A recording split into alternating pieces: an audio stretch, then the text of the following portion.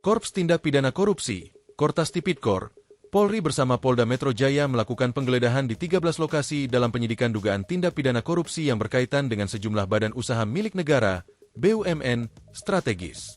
Penggeledahan tersebut merupakan bagian dari proses penyidikan untuk mencari dan mengamankan alat bukti. Menanggapi perkembangan tersebut, Sekretaris Pendiri Indonesian Audit Watch, IAW, Iskandar Sitorus menilai rangkaian penggeledahan itu baru tahap awal dalam membangun konstruksi perkara secara utuh.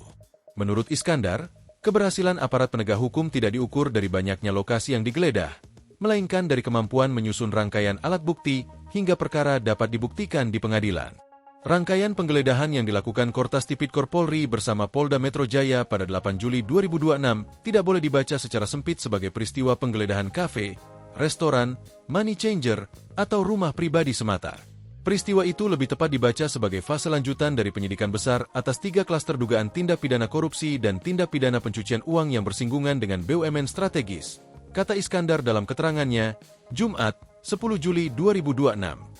Menurut dia, tindakan penggeledahan merupakan instrumen hukum untuk mencari, menemukan, dan mengamankan alat bukti sehingga belum dapat dijadikan dasar untuk menyatakan seseorang maupun badan usaha bersalah. Karena itu, nama orang, tempat usaha, ataupun badan hukum yang muncul dalam pemberitaan belum dapat diperlakukan sebagai pihak yang bersalah sebelum ada proses pembuktian menurut hukum acara pidana dan putusan pengadilan yang berkekuatan hukum tetap, ujarnya. Dalam analisisnya, Iskandar menyebut penyidikan tersebut berkaitan dengan 3 klaster dugaan perkara, yakni dugaan korupsi pasokan batu bara untuk PLTU PLN, dugaan penyimpangan dalam penanganan perkara Asabri Jiwasraya, serta penyelesaian utang di lingkungan Krakatau Steel. Menurut Iskandar, perkara dugaan korupsi pasokan batu bara merupakan klaster yang telah memasuki tahap penyidikan. Dugaan penyimpangan dalam perkara tersebut meliputi kualitas batu bara, kuantitas pasokan, hingga pembayaran kontrak.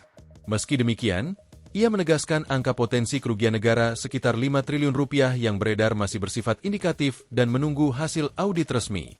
Polri disebut masih berkoordinasi dengan BPK untuk penghitungan kerugian negara dan dengan PPATK untuk penelusuran aliran dana, katanya.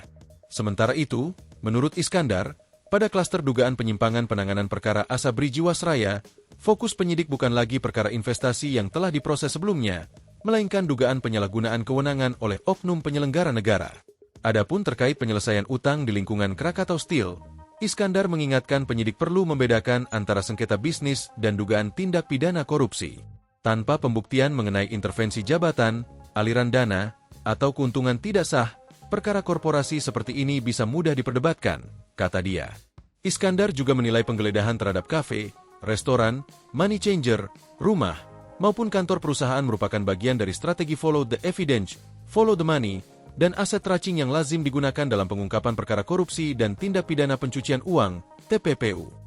Lokasi-lokasi itu lebih tepat dibaca sebagai simpul pembuktian sebagai tempat yang diduga menyimpan dokumen, uang, catatan transaksi, perangkat elektronik, rekaman CCTV, catatan pembukuan, atau bukti hubungan antar aktor, ujarnya.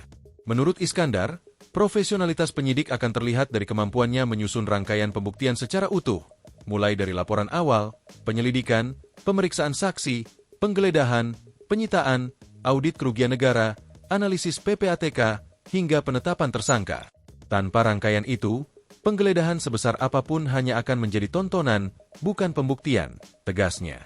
Dia menambahkan, apabila seluruh tahapan tersebut dapat dirangkai secara sistematis, penggeledahan di belasan lokasi berpotensi menjadi pintu masuk untuk mengungkap dugaan jaringan korupsi di BUMN yang lebih luas, termasuk dugaan tindak pidana pencucian uang dan pihak-pihak yang diduga menikmati hasil kejahatan.